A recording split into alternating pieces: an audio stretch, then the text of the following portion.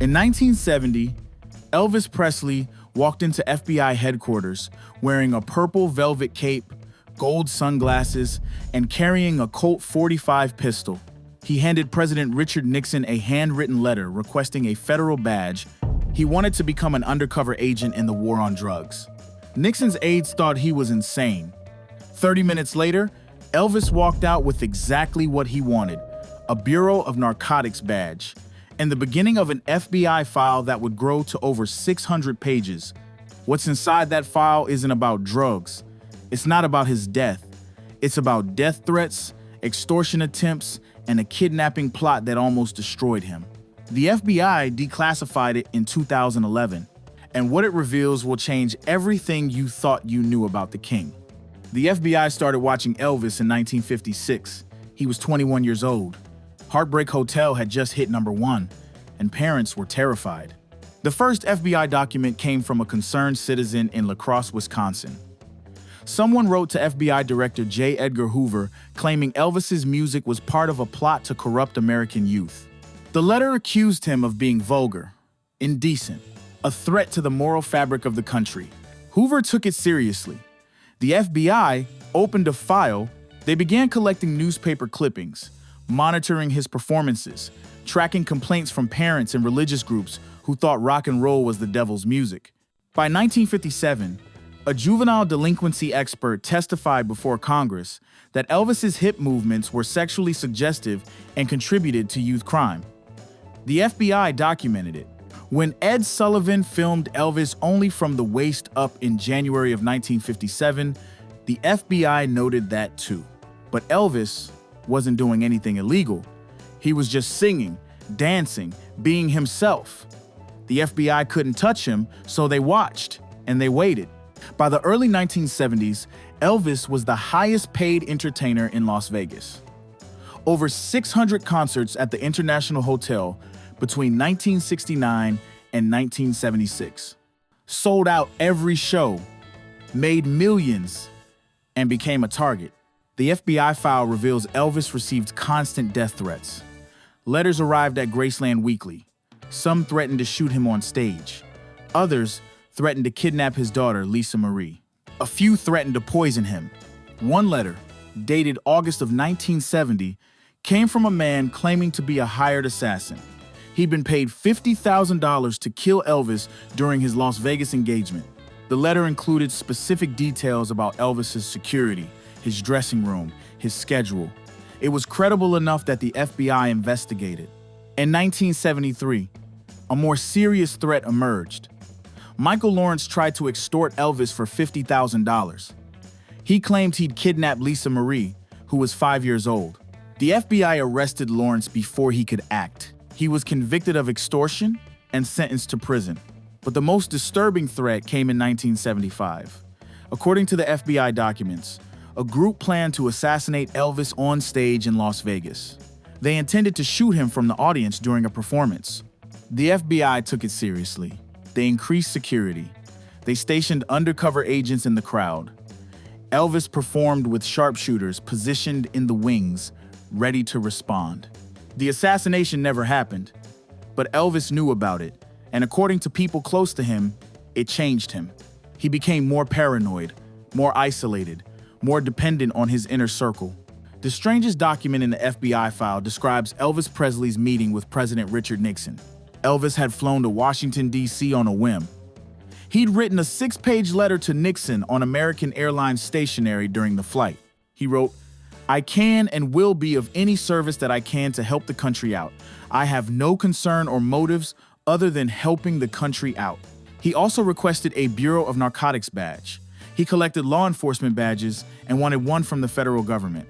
When Elvis arrived at the White House gates, he handed the letter to a guard. Within hours, Nixon's aides scheduled a meeting. They thought it would be good publicity. The meeting lasted 30 minutes. Elvis wore a purple velvet suit with a gold belt. He brought gifts. A Colt .45 pistol for Nixon. Photos of his family. Police badges from his collection. According to the memo written by Nixon aide Egil Krogh, Elvis told the president that the Beatles had been a negative influence on American youth, that their anti-American comments while in England were damaging. that he, Elvis Presley, could be a positive role model and help combat drug culture. The irony is unbearable. Elvis Presley, who would die 7 years later with 14 drugs in his system, was telling the president he wanted to fight the war on drugs. Nixon gave him the badge. They took photos. Elvis left. And the FBI added the entire encounter to his file with a note of skepticism. They knew Elvis had his own issues, but they also knew he was genuinely anti-drug when it came to street drugs like marijuana and LSD. He saw prescription medications differently. He thought those were medicine, not drugs. The final years of Elvis's life brought a new wave of threats. In 1975, 2 former bodyguards, Red West and Sonny West, were fired. They'd worked for Elvis for nearly 20 years. Colonel Tom Parker wanted to cut costs. The Wests were furious. They wrote a book called Elvis, What Happened, and sold it to a tabloid publisher. The book detailed Elvis's drug use, his bizarre behavior, his paranoia, his declining health. It was scheduled for publication in August of 1977. Elvis was devastated. But according to the FBI file, he also received threats related to the book. Someone claimed they had even more damaging information and would release it unless Elvis paid them off. The FBI investigated. They found no credible extortion plot, just tabloid opportunism. But the damage was done. Elvis spent his final months knowing the world was about to learn his darkest secrets. Another extortion attempt came from a man who claimed to have videotapes of Elvis in compromising situations. He demanded $100,000. The FBI interviewed him. He had nothing, just lies and desperation. On August 16, 1977, Elvis Presley died at Graceland. He was 42 years old. The official cause of death was cardiac arrhythmia. The real cause was polypharmacy, multiple drug intoxication. The FBI file includes documents from the weeks following his death. Thousands of condolence letters sent to the Bureau, requests from fans asking the FBI to investigate whether Elvis was murdered, conspiracy theories claiming he'd faked his death and entered witness protection. The FBI responded to every credible inquiry with the same answer. They had no evidence of foul play. Elvis Presley died of natural causes exacerbated by prescription drug abuse. Case closed. But the file also reveals something heartbreaking. In the final months of his life, Elvis was still receiving death threats. The FBI had an open investigation into a credible threat from a Las Vegas organized crime figure who allegedly wanted Elvis dead over a gambling debt. Elvis never knew the FBI was still protecting him. He died thinking he was alone, paranoid, abandoned by the people he trusted. But the file shows agents were monitoring threats, coordinating with local police, trying to keep him safe even as he was destroying himself. The saddest document in the entire 600-page file is a memo dated August 17, 1977, one day after Elvis died. An FBI agent wrote, "Investigation discontinued due to death of subject." After 21 years of surveillance, after hundreds of threats, after countless investigations, the FBI reduced Elvis Presley to one word. The FBI file on Elvis Presley isn't about government overreach or celebrity paranoia. It's about what it cost to be the most famous person in the world during the 1950s, 60s, and 70s. Elvis was watched from the moment he became successful, monitored for being too sexual, too rebellious, too different. And when the threats started coming, when people tried to extort him, kidnap his daughter, kill him on stage, the same government that had been watching him with suspicion became the government protecting him.